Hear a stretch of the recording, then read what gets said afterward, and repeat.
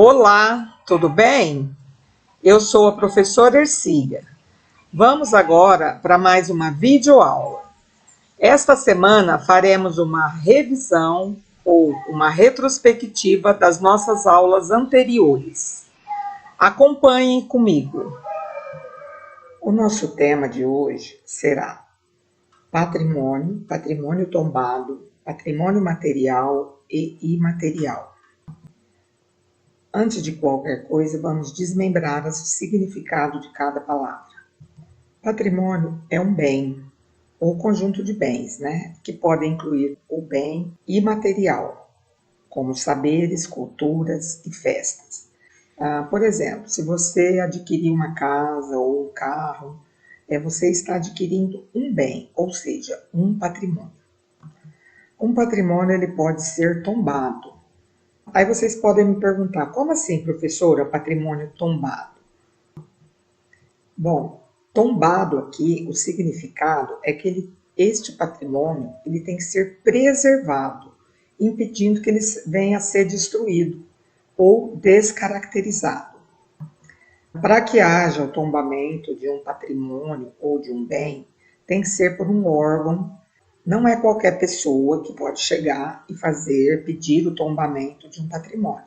Ele tem que ser feito através da União, do Estado, município ou da Unesco. A Unesco é a sigla para Organização das Nações Unidas para Educação, Ciência e Cultura. Ela foi fundada após o final da Segunda Guerra Mundial e ela tinha o objetivo de contribuir para a paz. O tombamento é realizado quando ele faz parte da história da humanidade e para isso ele precisa ser preservado. Vamos ver agora algumas imagens de patrimônio tombado, patrimônio material. Aqui nós temos a imagem do Coliseu, na cidade de Roma, na Itália, e foi construído no ano de 72 depois de Cristo. O Coliseu pode abrigar de 50 a 80 mil espectadores. Esse edifício, essa construção grandiosa, na época ela era utilizada para a luta de gladiadores ou para encenação de batalhas, muitas vezes batalhas marítimas. E em 2007 ele foi eleito como uma das 7 maravilhas do mundo. Aqui nós temos outra imagem de patrimônio tombado, que são as pirâmides do Egito. Saímos da Itália, passamos pelo Egito e agora chegamos ao Brasil, mais precisamente ao Rio de Janeiro. Em 2012, a Unesco considerou o Cristo Redentor como parte da paisagem do Rio de Janeiro e incluiu na lista de patrimônios da humanidade. Aqui nós temos uma bela paisagem do Rio de Janeiro e essa imagem do Cristo Redentor, ela é a 3ª maior do mundo. Aqui nós temos uma imagem do cais do Porto do Valon, no Rio de Janeiro. Neste local chegaram mais de 900 mil escravos africanos. Em 2017, ele foi considerado um patrimônio material pela Unesco como símbolo da memória de lutas e sobrevivência dos escravos. Essa é a Igreja de São Francisco de Assis, em Ouro Preto, Minas Gerais. Ouro Preto, a antiga Vila Rica, possui assim, um conjunto de arquitetura mais rico do Brasil. Em 1980, é declarado como um dos patrimônios culturais da humanidade. Aqui nós temos, no centro de Olinda, em Pernambuco, uma paisagem de casas bem coloridas, que também foi incluída na lista de patrimônio mundial. Quem já foi ao recinto Paulo de Lima Correia? É o local onde eram realizadas as antigas festas de peão. Para você que é mais jovem, não pense que as festas, a nossa grande festa do peão, começou lá naquele parque. Não, inicialmente ela era realizada aqui, nesse pequeno recinto, que está localizado ali pertinho do terminal rodoviário. Nós temos aqui um pequeno museu em Barretos, você sabia? Ele está localizado na 17 com a rua 16. Este museu é chamado Rui Menezes, ele é aberto ao público e ele está nesse local desde 1979. O patrimônio imaterial. A palavra imaterial aqui, ela traz o sentido de negação, de não matéria. Então, todo o patrimônio material, ele vai além do material, de objetos. Alguns exemplos de patrimônio imaterial, que vão desde os saberes, o modo de fazer, as formas de expressão, as festas, danças populares, lendas, músicas, costumes e tradições, como, por exemplo, o nosso folclore. Aqui nós temos uma imagem de um patrimônio imaterial, que é bem brasileiro, a nossa famosa capoeira. Você já jogou capoeira? Aqui nós temos outra manifestação cultural brasileira que faz parte do nosso patrimônio imaterial, o frevo, que é realizado durante o carnaval em algumas cidades, principalmente em Olinda, no Pernambuco. Temos o módulo 2 da página 15 a 23 da nossa apostila de artes. E o tema central será narrativas visuais, ou seja, a linguagem das imagens, baseado em um aspecto linguístico não verbal, ou seja, visual. Veremos a seguir um trabalho de Norman Rockwell. É óleo sobre tela. As dimensões são 83 centímetros,3 por 78,8 centímetros. E o nome do trabalho é Fofocas, de 1948. Norman Rockwell foi um pintor e ilustrador norte-americano. E ele foi bastante famoso na época porque ele ilustrou mais de 323 capas de revistas, que realizou durante mais de 4 décadas, com ilustrações da vida dos americanos em pequenas cidades. Esse trabalho, com o nome de Fofocas, né, é um exemplo muito claro do que é uma narrativa visual. Aqui não tem nada verbal, através das imagens, fazer uma leitura.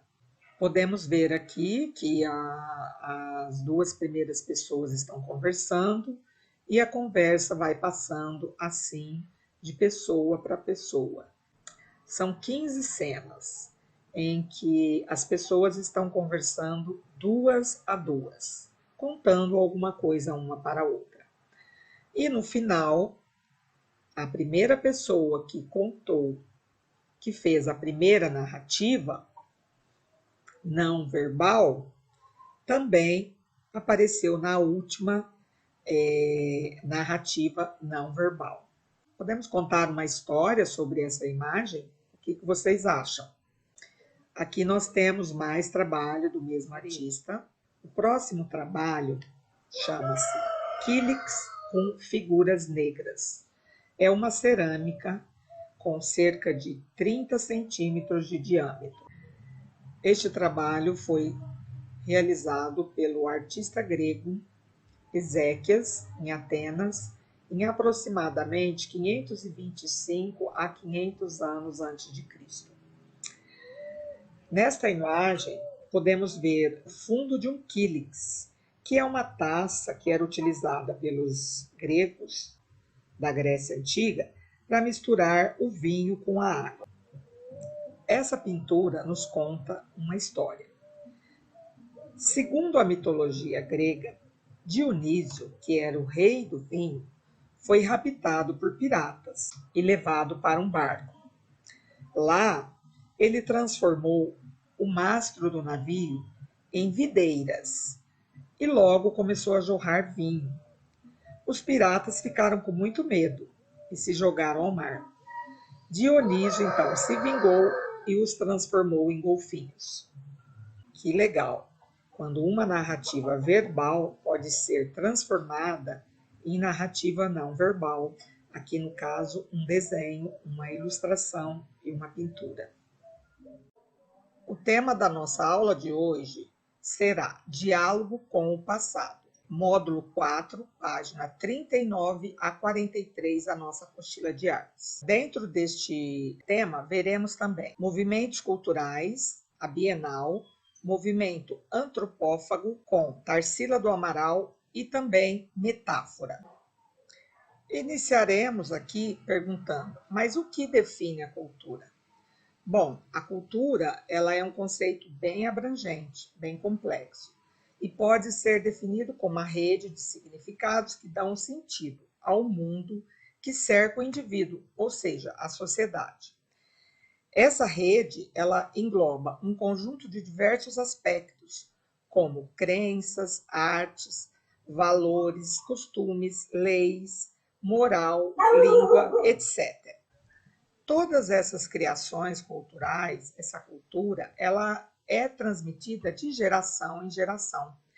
E ela está sempre se transformando em um processo que pode ocorrer um diálogo com o passado, rompendo ou reafirmando uma crença. Por esse motivo, alguns artistas, críticos e pensadores da cultura estão sempre dialogando com as produções de outras épocas, estabelecendo assim um forte vínculo com a cultura do passado e a atual, a do seu tempo. Vejamos agora alguns movimentos culturais. Um evento que acontece a cada 2 anos, ele é considerado uma bienal. Se a gente dividir a palavra, fica facinho de entender o que é uma bienal. Bi, 2, enal, ano. Então, normalmente, o termo está associado a acontecimentos culturais, como mostras, exposições, congressos, seminários, encontros, a cada 2 anos. Daí a palavra bienal. As bienais acontecem no mundo todo. E aqui no Brasil não é diferente. Ela acontece em São Paulo a cada 2 anos. A primeira bienal no Brasil ocorreu em 1951 e ela é considerada um dos 3 principais eventos desse circuito de bienais, internacional, junto à Bienal de Veneza. Vejamos agora outro movimento cultural, o Manifesto Antropófago ou Antropofágico, que foi idealizado pelo escritor Oswald de Andrade, tido como um dos principais agitadores da cultura do início do modernismo no Brasil. O termo antropofágico foi utilizado como associação ao ato de ruminar, assimilar e deglutir. Vou explicar melhor a ideia. A ideia, portanto, era a de transfigurar a cultura, principalmente a europeia, ou seja, de mudar a cultura europeia que era imposta aqui no Brasil, conferindo assim um caráter mais nacional. Outra artista bastante importante para esse movimento de arte moderna que aconteceu no Brasil foi a Tarsila do Amaral.